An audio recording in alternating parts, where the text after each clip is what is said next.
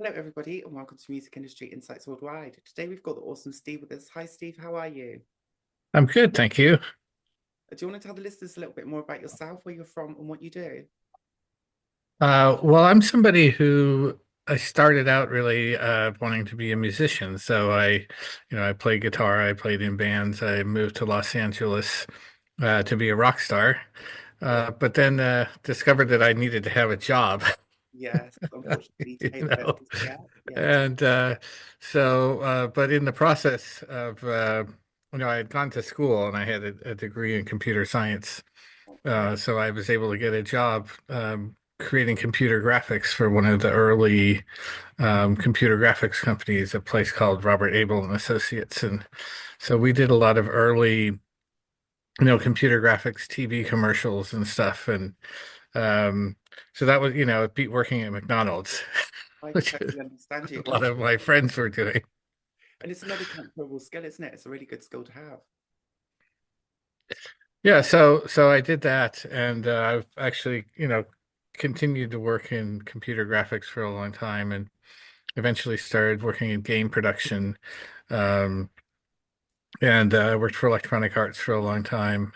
Worked on a bunch of the Lord of the Rings games, and then ended up after that, I ended up actually working for Tencent in China in Shenzhen, Yeah, and I did that for a long time. check you. And yeah, QQ, right. Yeah. Then the last maybe 5 years or something, I've been back here in the US and I've been working on a couple of different projects that mostly revolve around using large language models and generative AI um, to create either websites or games or interactive media. Interesting. Now that's a new one I haven't heard of. What's your thoughts and feelings around AI and creativity? Because I'm kind of keen on using AI for certain things, but when it comes to being creative, I'm quite protective over my creativity. Tell us about what your thoughts are on that. Well, I think that generative AI should be thought of as a really, really fancy paintbrush, Yeah, yeah, yeah. right? Like generative AI and LLMs don't really have creative ideas, right? I mean, They don't have a kind of a past or an emotion. They're not emotion. They're not. They haven't got that built into them, have they?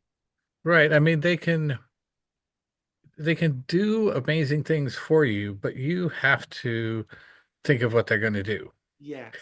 And And then you have to learn how to write prompts, which are things that look like English but are not really English. They're okay, just a I didn't. programming language for talking to the AI. Yeah.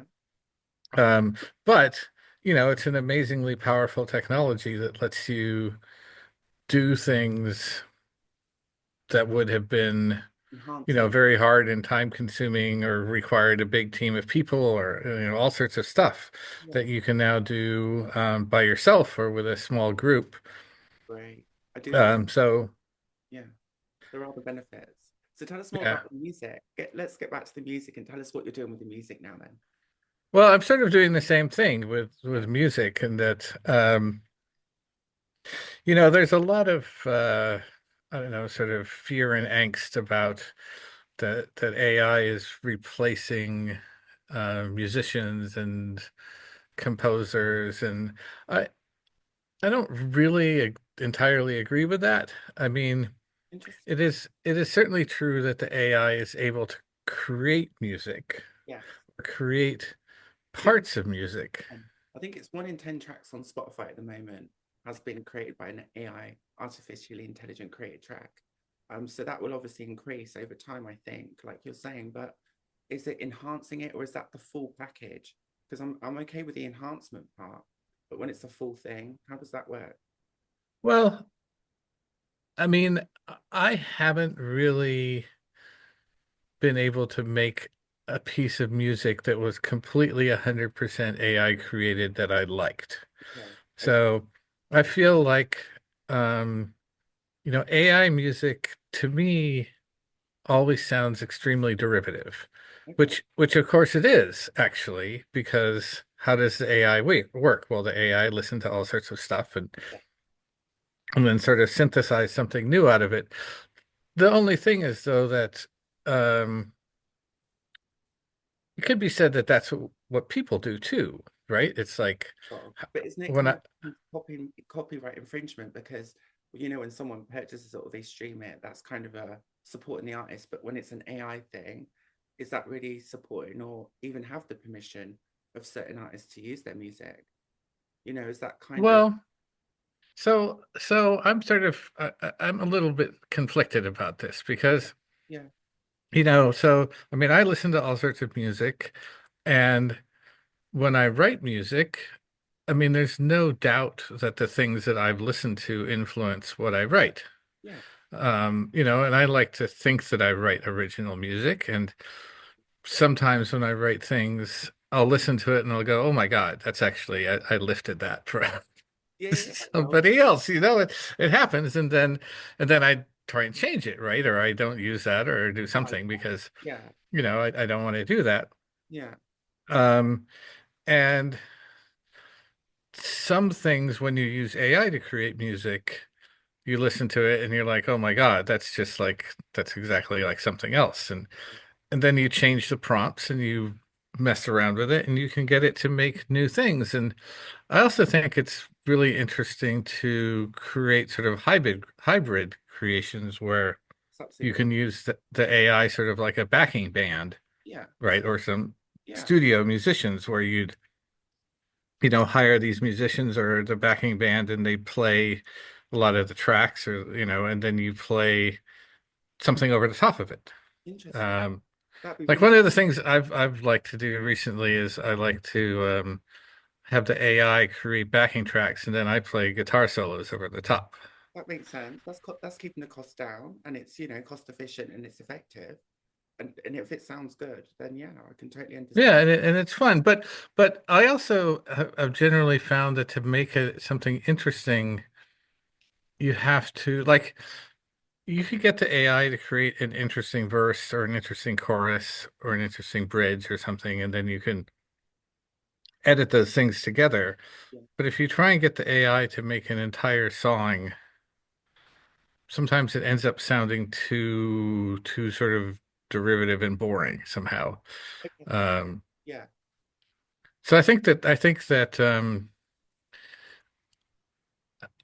just think it's a tool, right? It's something that can be used to make interesting stuff, and it should be treated that way. Yeah. Totally agree with you on that one. So, with the music you're making at the moment, are you bringing out music for other people? Are you doing that for yourself, or is it a platform that you're actually building for the music industry? Well, right now I'm sort of half and half. I do some just for myself, but then I also I'm working on some projects that are creating a lot of video. So then I'll use AI or a combination of AI and things that I do to create soundtracks for those videos. Okay, that's cool. And how are you finding that? Are you finding it an easy, straightforward process? Yeah, it's cool. It's Yeah. super fast. Yeah. So Um, it's good. That's really good. yeah. And do you have I mean, like we try to post at least one video a day. Um, and if we were, going into a studio every day and creating tracks, by playing them all by hand. yeah, yeah. I mean, it could be done, but it would be pretty time consuming. And it would cost a bit of money as well, right? Yeah. Well, I mean, you'd have to, I mean, yes, it'd either be really expensive or you'd have to have your own studio. And Exactly. um, Not all of us have that luxury at the moment, and it's hard for musicians today. I think it's highly competitive, and it's changed a lot. And obviously, you said you've been in game. How important do you think it is? The gaming industry is massive as well. Getting your music placed on games is a massive thing in the music industry and syncing. What's your thoughts and feelings on that? well, I mean, games without music don't work, Exactly. right? I mean, if you play a game and there isn't some kind of music that goes along with the gameplay, and if it doesn't somehow follow the gameplay in the sense of getting more intense or more mellow or more frenetic or whatever it is that fits with what's happening in the game, is just not really anywhere near as interesting. Exactly. And you can even have games like Grand Theft Auto where you can choose your own tracks. based on a selection of different tracks, right? Depending on your own mood and your own taste. Yeah, I mean I've worked on games where we did things like that. I'm not sure I'm a big fan of that Okay. because I think that I mean if you have I think that the music should be controlled by the game, Yes. right? And I think that the music should change based on what's happening in the game. And if you 100%. can pick, like, if you're just picking, like, I want this band's music to play. Yeah. I mean, if that's what you want, I guess then you should be able to do that. But I don't think it really gets the whole. I don't think it's as good as experience as if they're all tied together. Totally get you. Um, though now, actually, if we could get to the point where you could generate the music on the fly, you could probably let people like pick styles. Like they could say, I want to play this game, with this style of music playing, and it could Becoming more, generate it isn't for it? you on the fly. And that would be pretty cool. Yeah. And you've obviously thought about AI. So what's your thoughts on avatars and the immersive and the metaverse? Have you used any of that or thought about using any of that yet? Um, not really. I mean, I've been mostly focused on figuring out how to use these AI systems to help me create the content that I'm trying to make. Yeah, which makes sense. You're kind of using it as a tool, like you said, to benefit your Right, music and enhance it. Yeah, I right. love that. So tell us, like, you've been in the industry for a long time. How's it kind of evolved over time and what changes have you seen? Well, I think there have been other times in the industry where there have been sort of these big steps forward in the technology, the creation technology or the operational technology. And sort of at each time this happens, um, unfortunately maybe, but a whole lot of people get left behind Yeah, because you have people who've invested a long time in learning a certain set of skills. and it changes. Um, Yeah, and then those skills sort of become somewhat obsolete, yeah. right? And you have to learn new skills. And I mean, in my career, I've been through several of those transitions, and my choice was always just to learn the new stuff, And follow your heart as well, right? right? Follow your I mean, passion. this is just this is what you have to do. And Yeah, I mean, I remember other transitions where um, you had to learn how to use new tools and new techniques where I was like, oh, this is really a big pain. Like, I don't really want to do this because I understood. really, Learning. but you have to. It's not really a choice. Yes. Either you keep up or you get left behind, right? Good, isn't it? Even me, I'm always learning something new. There's always something Yeah. changing, and it's And it's amazing. good. Evolving. Keeps things interesting. Yeah. And I think this time the learning something new is fun, Yeah, it's you fun. know, You love it. It's always so fun, but it's a challenge at the same time, isn't it? yeah. Yeah, definitely. And what's your thoughts and feelings around equality, diversity, and inclusion at the moment? And obviously, being in the States, there's a lot of changes going on. There's a lot of various representation. How do you feel that is? And do you think it was a kind of a bonus? Do you think it worked? Or do you think there's still more to be done on that? I'm sorry. The What? equity and diverse, equality and Oh, diversity. oh. Yeah, Well, I mean, I believe that everybody should it should be an even playing field, right? yeah, For everybody. yeah, Um, but obviously it's not, yeah, exactly. right? Yeah, So we should try to find ways to have it become an even playing field. And eh, I mean, governments don't tend to be great yeah, yeah. at That's for sure. changing things, Same. but at least we have to try, Yeah, right? yeah. Um, so I hope that over time, I mean, things have gotten a lot better, I think, right? yeah, and I think you're right. So When it's coming to talking about equity, was where everyone starts on the same line. That would be really, really important, I think, for everyone, because that gives it yeah, the same chance. But unfortunately, people are from disadvantaged backgrounds. They might not have money. And that's talking every single person out yeah. there. I mean, the problem is that the world is not it's not an equitable place. I No, mean, it never has been, yeah, exactly. and it's not everybody doesn't start at the same starting line, right? It's not fair. Yeah, But life's not fair at the same time. Right, but that's the thing, is it's not really, but maybe whenever any of us has a chance to make a decision or do something that can support the idea of equity, Yeah. um, then we should, Yes. right? I- And unfortunately, there's not always an enormous number of those opportunities because the world is sort of the way it is. But that doesn't mean there are none, Yeah. and it Yeah. doesn't mean You make it that we can't do anything. yeah, or if there isn't something, then you have to make your own opportunities. And this is one of the reasons I started the podcast. Like we're now on 150 episodes almost, and the thing for me was at the time, I thought, right, I need to create an opportunity. What can I do to keep me relevant that brings out, that brings out consistent stuff on a weekly basis? And this is free. It doesn't cost a penny. I get to meet some amazing people across the whole world, learn about their stories, their challenges and barriers, and how they've overcome them. So I'm Mhm. so grateful and give other people an opportunity to to try and level that playing field and give people a platform.